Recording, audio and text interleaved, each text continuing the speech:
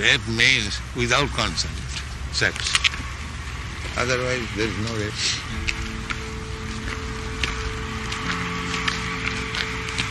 There was a rape case in Calcutta, and the lawyer is very intelligent. He,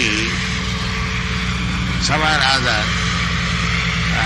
made the woman admit, yes, I felt it. So he was released. There is consent. And that's a fact.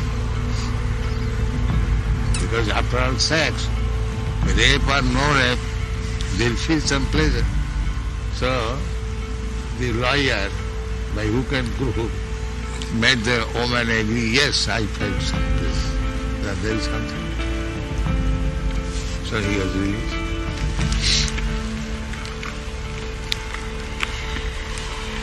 After all, it is an eating sensation. So either by force or by willing, if there is eating, everyone feels good sensation. This is psychology.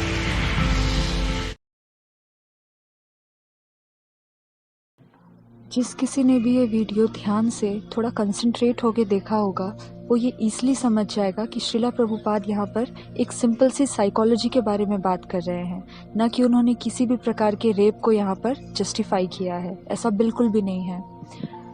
First of all, it should be very clear that the word rape of which Prabhupada is talking about is not what we assume in the present day world, that is of gang rape, violent assaults, murder after being raped. The type of brutality and cruelty conducted in the present day society is not what Prabhupada mentioned. According to one study, 62% of women admitted to fantasizing about being forced to have sex. One explanation for women fantasizing about forced sex is that it boosts their feelings of seductiveness and desirability. So यहाँ पे हम देख सकते हैं according to research जिस psychology की बात श्रीला प्रभुपाद जी कह रहे हैं कि मोस्ट ऑफ द वुमेन को फोर्स्ड सेक्स पसंद है, तो यस यहाँ पे हम देख रहे हैं कि कैसे मोर देन 60% वुमेन जिनके ऊपर रिसर्च किया गया उन्हें ये फोर्स्ड सेक्स काफ़ी पसंद है और ये काफ़ी कॉमन भी है। ये बहुत कॉमन है, इसके बारे में भी जनरल स्टडी किया गया।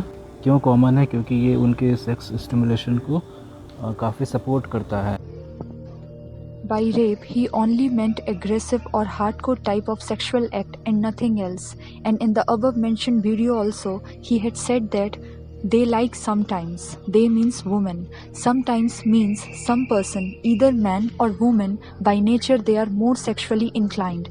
That's why it is possible that sometimes they may enjoy it, a fierce kind of sexual intimacy. So here, this is not that he is saying women like brutality conducted against her. No. By word rape, he had only meant a kind of forceful sexual act. What Srila Prabhupada stressed in there is the psychology of women liking aggressive and forced sex, not necessarily be it rape, because rape is cruel. तो जैसा कि हम लोग video में भी सुने थे कि यहाँ पर श्रीला प्रभुपाद समटाइम्स यूज़ किए हैं। समटाइम्स का मतलब होता है कभी कभी, एक प्रोबेबिलिटी, एक चांस बनता है कि वो एंजॉय किए होंगे। और वो चांस कब बनता है? क्योंकि जब हम लोग वुमेन के नेचर को देखते हैं, हर इंसान का अपना एक स्वभाव होता है, ठीक है। तो अगर किसी के इंसान में सेक्सुअलिटी जो है, सेंसुअलिटी जो है, वो ज़्यादा मात्रा में है, तो ऐसा पॉसिबल है कि वो इस एक्ट को एंजॉय कर सकता है। अब वो कोई भी जेंडर हो सकता है। तो यहाँ पर श्रीला प्रभुपाद इसी नेचुरल टेंडेंसी, नेचुरल इंक्लिनेशन के बारे में बात किए हैं, जो कि पर्सन टू पर्सन वेरी करता है। और जिस साइकोलॉजी के बारे में, जिस नेचुरल टेंडेंसी के बारे में प्रभुपाद बात किए हैं, उसके ऊपर बहुत सारा प्रैक्टिकल रिसर्च भी हुआ है। और रिसर्च वर्क से ये भी सामने आता है कि in 1985 Louis H Janda, an associate professor of psychology at Old Dominion University, said that the sexual fantasy of being raped is the most common sexual fantasy for women.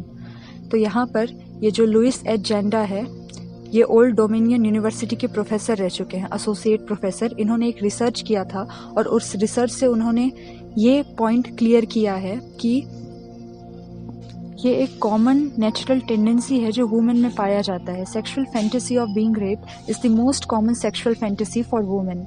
A 1988 study by Pelletier and Herold found that over half of their female respondents had fantasies of forced sex.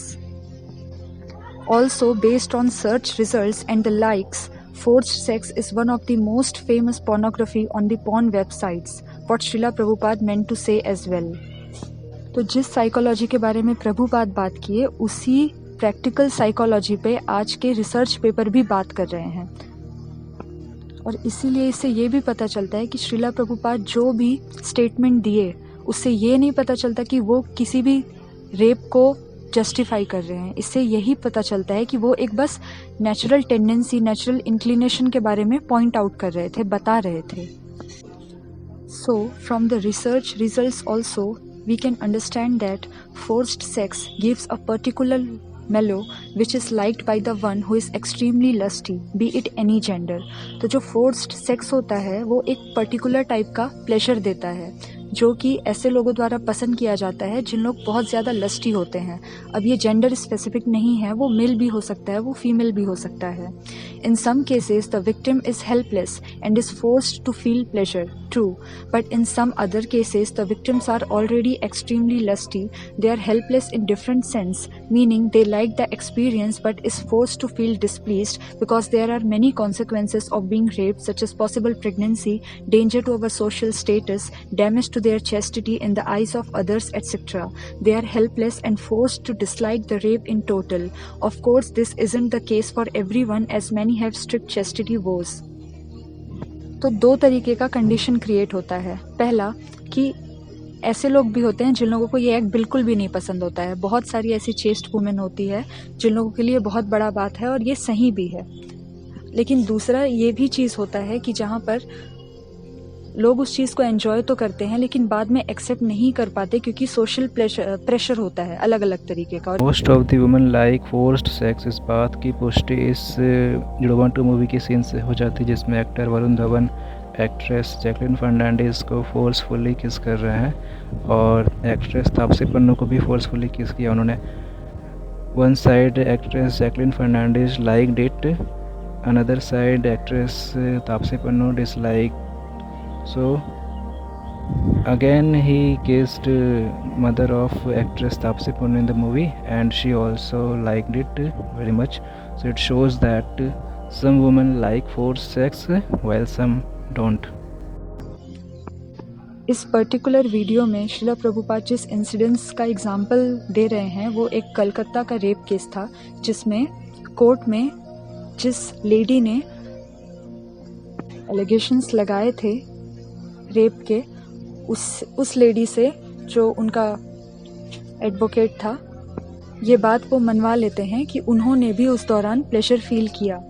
तो who on earth would be that dumb to say that if it was a truly brutal rape assault. तो अगर उन lady ने वहाँ पर ये accept किया कि हाँ उन्होंने भी प्लेजर फील किया था तो जाहिर सी बात है कि वो ब्रूटैलिटी और या क्रुएलिटी तो होगा नहीं. तो श्रीला प्रभुपाद यहाँ पर इस तरीके के किसी भी एक्ट को जिसमें ब्रूटैलिटी हो, क्रुएलिटी हो, कभी भी बढ़ावा नहीं दे रहे हैं. कुछ लोग हर जगह ऐसे होते हैं जिन लोग का सिर्फ और सिर्फ एक ही काम होता है दूसरे को विलीफाई करना या दूसरे को नीचा दिखाना या दूसरे को डिफेम करना. और ऐसे ही किसी इल विल्ड इंसान ने यूट्यूब में ये जो वीडियो है इसको गलत तरीके से रिप्रेजेंट करके वायरल किया है. पर अगर कोई सच में श्रीला प्रभुपाद के बारे में जानना चाहता है या फिर उनके नेचर के बारे में, उनके कैरेक्टर के बारे में जानना चाहता है तो उनको श्रीला प्रभुपाद के बुक्स पढ़ने चाहिए, उनके टीचिंग्स पढ़ने चाहिए. उससे उनको समझ आ जाएगा कि प्रभुपाद वुमेन के लिए क्या सोच रखते थे. अगर श्रीला प्रभुपाद का असली इंटेंशन जानना है, उसका मीनिंग जानना है तो उनके बुक के साथ एसोसिएट करना चाहिए अपने आप को. तब जाके उनकी बातों का पूरा और सही से मतलब समझ आएगा लोगों को. श्रीला प्रभुपाद और उनकी टीचिंग्स ने हमेशा वुमेन का सम्मान किया है. इस मॉडर्न टाइम में वो ही एक ऐसे आचार्य थे जिन्होंने वुमेन को भी इनिशिएशन मंत्र दीक्षा देना स्टार्ट किया था. उन्होंने हमेशा अपने डिसिपल्स को ये सिखाया कि जितनी भी औरत हैं, अपनी वाइफ को छोड़ के वो सबके सब माँ के समान हैं। इसीलिए उनके इंस्टीट्यूशन में आज भी औरतों को लोग माता जी कह के सम्मानित करते हैं या फिर संबोधित करते हैं। He or his teachings respect women as mother to get highest respect in a relation. His teachings declines to see every woman as only a sex object. It establishes that we should also see other infinite qualities of women other than only sex purpose. His teachings teach us that women, old person, children and cows must be protected at any cost. शिला प्रभुपाद ने बार बार श्रीमद् भागवतम हो चाहे भगवत गीता हो, इसके जरिए ये बात कही है कि वुमेन को किसी भी हालत में प्रोटेक्ट करना चाहिए। Just to protect Draupadi, Lord Krishna did all necessary things and broke all rules and regulations of law to establish her honor in the society. Lord Krishna or Ram or Shiva fought just to establish women's dignities in our society. Their whole pastimes or leela are surrounding this principle. तो श्रीला प्रभुपाद ने various example देके बार बार ये चीज़ समझाया है कि women को protect करना सबसे पहला धर्म होता है किसी भी सोसाइटी का। If there is dishonor or uncomfortable situation or disrespect to the woman from devil-minded men or women, then all rules can be broken to establish women and others to feel them secure. तो ये सारी चीज़ें सिखाई हैं प्रभुपाद ने, और अगर कोई सच में जानना चाहता है, समझना चाहता है, तो उसको डीपली स्टडी करके ये सारी चीज़ें समझनी चाहिए, ना कि ब्लेम गेम पे उतारू हो जाना चाहिए। श्रीला प्रभुपाद तो इतने केयरफुल रहते थे अपने इंस्टीट्यूशन में वुमेन डिवोटीज़ को लेके कि जब संकीर्तन पार्टी होता था, संकीर्तन मतलब चैंटिंग और डांसिंग होता था, स्ट्रीट में हरे कृष्णा कीर्तन करते थे सब डिवोटीज़ मिलके, तो वो हमेशा इस रैली में वुमेन को बीच में रखते थे ताकि वो प्रोटेक्टेड रह पाएँ। Srila Prabhupada wanted that for Sankirtan chanting in the street, women stay in the middle to be protected. एक रिस्पॉन्सिबल फादर के जैसे वो हमेशा अपने इंस्टीट्यूशन की वुमेन के सिक्योरिटी और प्रोटेक्शन के बारे में सोचे हैं और दूसरों को भी हमेशा यही चीज़ सिखाए हैं अपने टीचिंग्स के थ्रू। जब प्रभुपाद जी को पता चला कि जो ब्रह्मचारीज हैं औरतों के साथ कैसा बिहेव कर रहे हैं, कैसा बिहेवियर, उन्होंने एक फिक्स टाइम बांध दिया था औरतों के लिए कि वो इस पर्टिकुलर टाइम पर ही मंदिर आए, डिटीज़ का दर्शन करें और जप करें और चले जाएं। तो फिर प्रभुपाद जी को जब ये पता चला तो वो बहुत शॉक में थे और गुस्से में थे, क्योंकि प्रभुपाद जी ने ऐसा कोई रूल्स ही नहीं बनाया था। तो देखिए, प्रभुपाद जी ने औरतों का सम्मान के लिए अपने डिसाइपल्स को तक कह दिया कि अगर उन्हें औरतों से प्रॉब्लम है तो वो किसी जंगल में चले जाएं और वहीं अपनी भक्ति करें, क्योंकि ऐसा रूल्स कभी भी प्रभुपाद जी ने नहीं सेट किया था। देखा जाए तो प्रभुपाद जी ने किसी के लिए भी एक फिक्स बाउंड्री या लिमिटेशन सेट नहीं किया था। मेल, फीमेल, ट्रांसजेंडर्स कोई भी हो, उन्होंने सभी को कृष्णा कॉन्शियसनेस का एक वरदान दिया।